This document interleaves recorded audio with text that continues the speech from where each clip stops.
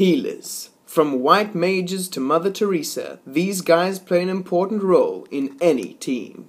As the name suggests, they are there to heal their teammates and keep them alive no matter what. In Soul Sacrifice Delta, there are 3 kinds of heals, as you could say. First of all, there's the heal solo. Hooray! Ugh! Next, we have the heal area, which heals in an area of effect, or AoE. Finally, we have a combination heal, where you mix a heal solo with a raw magic. The way this works is, as you'll see when I charge my raw, it says diffusion in red. The red color specifically means that there's a combination possible. So the effect that I currently have on myself, the heal, is diffused in an area of effect, or AoE, around me. This is an effective form of healing. Let me guess, you go to the gym every day but aren't as buff as you want to be. Don't worry, that's what buffers are here for. The main way that buffers are able to increase the strength, speed, or defense of an ally is to use arboreal magic, or tree magic, probably deriving from the French word arbre, meaning tree. Now there are 2 things you can do with the fruit. First of all, you can consume it, hooray, thus gaining its effects. Or, as the deliciously amazing supports we are, we can unleash it on our allies. Hooray! Thus they gain the effect.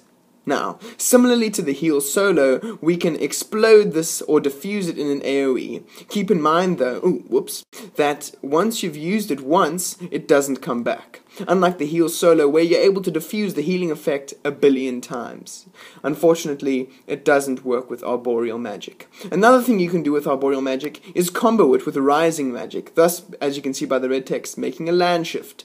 Hooray! Now, what this does is, it uses the rising magic and mixes it with the arboreal magic to make an amazing rock stump tree root amazing thing that basically gives you the effects of whatever the arboreal magic would have.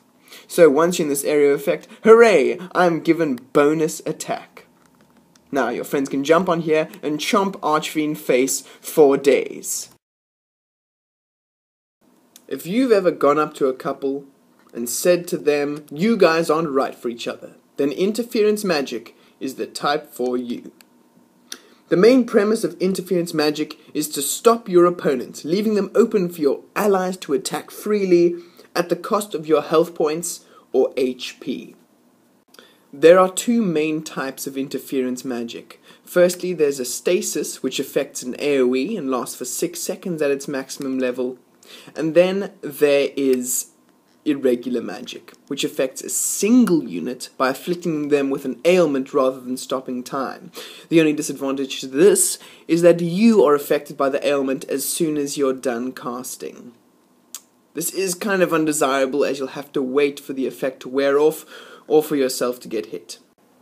One day, Romulus and Druid God Soul looked down and said, irregular magic is cool, but that whole ailment thing after you're done isn't really what we're looking for. So they decided to give us a new kind of magic. Also irregular, Witch's Hairpin. It works like any other regular magic, except that you aren't affected by the ailment afterwards. Really cool, right?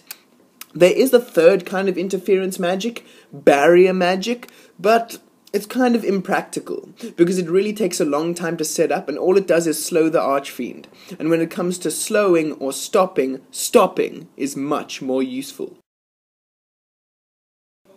But now you might say, all those things are really cool, but what should my offerings be? Well, you can either take a few of them, maybe have a few heals, or a few status effects, or you can just go completely over the top and make use of everything I've just mentioned. So for example, here we have both our status things, we have our crazy delicious heals with the heal solo and the raw combination, and then we have the arboreal magic and the rising for that crazy buff. So we have a heal, an double interference, and crazy buff.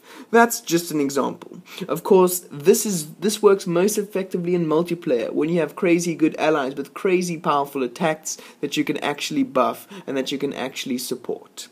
This isn't as effective in single player, because I'm not sure if the AI is, well, if they have as crazy abilities as your allies online will. So I hope this helped. Get to supporting and have tons of fun, yeah.